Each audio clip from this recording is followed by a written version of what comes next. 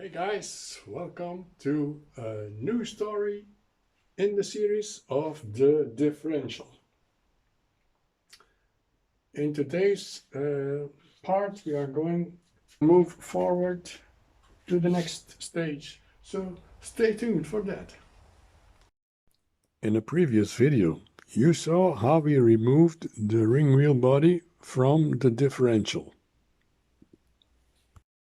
Here you can see the pinion that is still in the body, and here you can see it in detail. A view through the bearing to the inside of the body of the diff.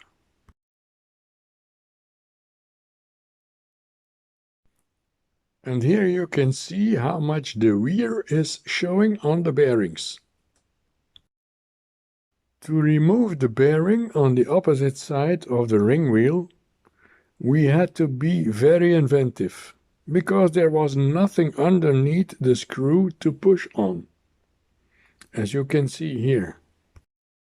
And on the right side it was the same. So we had to stick some steel underneath the pushing tool for the screws to push on. And that worked pretty well.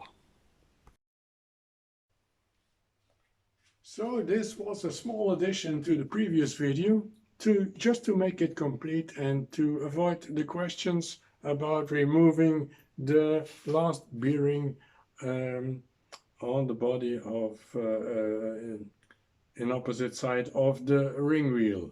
Hope you liked the video. If you did, hit the thumbs up.